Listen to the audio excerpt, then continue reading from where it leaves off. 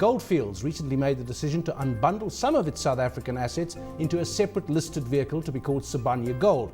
While the company cited the reason that similar mining operations with similar risks should be grouped together, that decision's been interpreted as being reflective of changing perceptions of South Africa's sovereign risk. And here to kick off that discussion is Chris Hart. Chris, I remember when that news came through, Nick Holland had come into the studio here a few days before that with the results. Nothing to suggest anything different. This talk of unbundling South African assets had been in the air, but no one expected it at that time. No, exactly. I think basically there's a lot of things that has crystallized and basically brought the decision through. And I think the recent labour unrest is, again, it's conjecture, one doesn't know, but to my mind, it's quite a big indictment that effectively... Well, he certainly had quite a lot to say, Nick Holland, about the labour issues. No, exactly. But I think at the end of the day, what we're saying is that South African assets and South African risk is a liability. This is not something you want. And, in a sense, we've had companies like Anglo moving their headquarters offshore. The potential for a company like Sasol, for instance, to expand its local operations, because if you analyse it, Sasol is a minerals beneficiator. It's one of the things we want here, okay? And they've got huge investments all over the world, another big one in Louisiana, etc. And the government's there trying to encourage and entice investment there, and it's not happening here. And I think there's a lot more. The elements are in place for South Africa to be a great investment destination. But I think we're busy messing it up at the moment. Chris, we had the Midget process that was undertaken by the Chamber of Mines a few years ago, trying to rectify some of these things. If you look at what government could control, I mean, you can't control some of these events, labour unrest that boiled over. How do you think the government could have reacted to this? You can control. All right, you've got to have a labour regime that actually is supportive. You've got to back your system. If you put in a bargaining council, you've got to back it. What happened is that I think isn't the point it's difficult to control because labour by definition should be independent, unions have the right to strike. But it's different to commodity prices, which you can't control. No, exactly. It is very different. And remember, into 2008, South Africa was actually gaining quite a good reputation from its labour point of view. In fact, we would be starting to be seen as a reliable labour thing. Since 2008, that has deteriorated to a point where we call a season of strikes and around the bargaining, and then you don't even need to worry about the bargaining. It just goes off the deep end, and that's a worrying sign. Okay, it's one of the competitive disadvantages, whereas it shouldn't be, and it's the rising costs of administered prices like electricity, etc., and even availability of electricity, which is damaging the ability of mines to actually operate. Warren, the mining companies generally are getting noisier. I mean, one thinks of Mark Cutifani at Anglo Gold Ashanti. I was always struck with him. He tended to keep his hands on the business. He would talk about the business. He didn't talk about peripheral factors. Yeah. Now he does. Anglo-American chief Cynthia Carroll, who's now going out, she did that speech at Gibbs the other day where she actually said, anarchy in the labour, you've got to fix it. Violence in strike, you've got to fix it. They are becoming vocal. Yeah, they are becoming vocal, and I think, Chris, it leads to a discussion around how do we take this forward now. We've got the positive things, we've got frameworks, but people are talking about an economic codessa for the country. Yeah. Is that the route we need to go? I'm not sure if an economic codessa is necessarily the right. It may have some value, but to my mind, we've had many talk shops over the last year. You're not short of plans either. We're not short of plans. At the end of the day, okay, we already know what works and what doesn't. Okay, we just now need to start breaking out of the inbred thinking that's starting to occur within government circles that is taking quite a hostile view on business. In many instances, in discussions I have with people, I ask the question: if you had $1 billion to invest in, call it a mining operation, manufacturing operation, it doesn't really matter. In other words, a business opportunity, and you had 3 countries to choose: South Africa, Mozambique, and Zambia. Let's just say that. where would you place that $1 billion? And 5 years ago, it was actually quite obvious. South Africa was clearly, now it would be third on that list. All right, clearly, and we're starting to see a real. One of the problems is we don't engage properly. Business leaders will have a thought bubble, and the thought bubble is good grief. Can't believe that we've got to deal with this. Here we go again.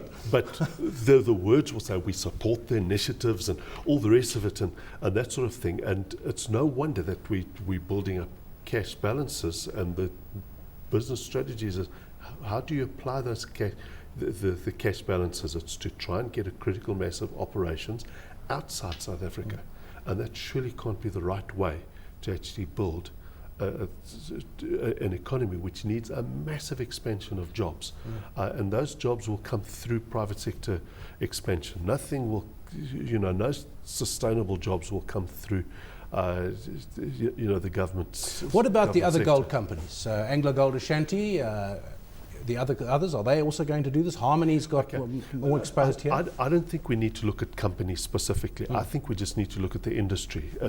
It's not for the lack of gold to mine that production is plummeting.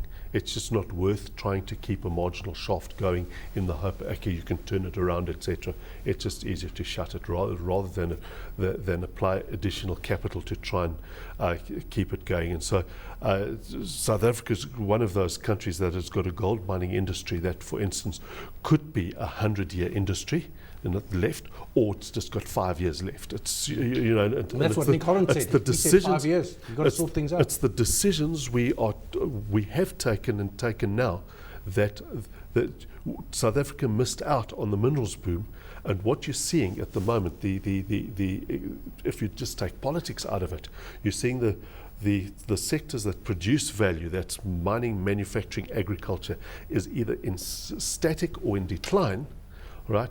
Unsecured lending going through the roof, shopping doing very well, and a trade deficit that's ballooning out. Now that is just a toxic mix of trends that you'd be concerned about anyway, let alone the politics. And we need to actually start getting the mining, manufacturing, agriculture. That's where the multipliers are. That's the start of the value chain in the actual economy. Without that, a lot can't happen. I think, Chris, we talk about missing the commodity boom. There's another boom that's coming, and it's shale gas. We've seen it in the States. We've seen it. We've got shale gas reserves of our own. What do we need to do to make this happen and make sure that the country gets the biggest benefits it can from this explosion in shale gas? That shale gas could be the same game changer in the US as it is. Well, it's a game changer in the US, and I think it could be a game changer for South Africa as well, because there's nothing to say that if we can actually get supportive policies, it's not just certain policies, it's supportive policies that are important as well. And it's because at the moment you've got policies, you've got the choice between awful and dreadful. So which would you like, awful or dreadful? So that's the sort of thing. So if we can get supportive policies, we will get the investment that's needed. For the first step is explore it, and the second thing is extract it. And of course you've got to extract it in a way that's ecologically friendly and all the rest of it. But effectively, the opportunity for beneficiation, another Sasol, whoever, to come into to convert it in the chemical process, and also to supply our own industry with cheaper energy inputs, which will help our competitive advantage, which is essential. I think it is enormously positive, but we need to get our minerals policy. Behind all this is the sovereign rating that the country has. Moody's, now we talked a bit earlier in Business Tonight, Moody's downgrading our banks. And I said to Patrice Rousseau in Cape Town, we're supposed to have the best banks in the world, or the top three anyway. This is where the rating agencies don't always make sense. Okay, and in a sense, our business communities operates in the first world, as it were, the corporate sector, and in a sense, a lot less risky. We showed that through the 2008 global financial crisis. We didn't have AAA rated companies falling flat on their face like you had Royal Bank of Scotland big banks. and Lehman's and General Motors and AIGs. We didn't have that. The financial sector stood solid, the industrial sector stood solid. There was none of that nonsense. And that's because our companies know how to actually handle a crisis. We've done it time and time again. And so this was ho-hum, another crisis for South African companies. The earnings were a lot more reliable. For instance, through there was a hiccup, yes, but it certainly carried through that setup. It's one of the reasons why the JSE is sitting at all-time highs, is because our companies are very investable. You know that they are a decent deal from a corporate governance point of view, from all sorts of point of view. It just doesn't, the credit rating of South African corporates is completely different from the sovereign. And the sovereign isn't bad either. It's just that it's starting to deteriorate. So why do we have these banks getting downgraded then? Is it just a link between the sovereign credit rating? It's a mechanistic thing. And they mentioned the large amount of government debt which they have, and they're saying that's becoming unreliable. But you can't tell me that South African government debt is more vulnerable than Spanish government debt or even French government debt, etc. I would much rather hold South African government debt than French government debt any day of the week. All right, so that's why it doesn't always make sense. But why does it always make headlines? I mean, sophisticated investors that you interview and work with, they know that. No, exactly. But this is the case. The problem comes is when you're actually dealing internationally. Internet's not. It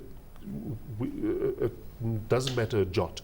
But when you're trying to deal with your international, and we are an open economy, the sovereign rating then is a damper on the overall, and then you know the whole business community then is downgraded, and the cost of doing business with South Africa can, not necessarily, but can actually be. Unfortunately, we've got to stop there, Chris. Thank you to Chris Hart, who is Chief Strategist at Investment Solutions.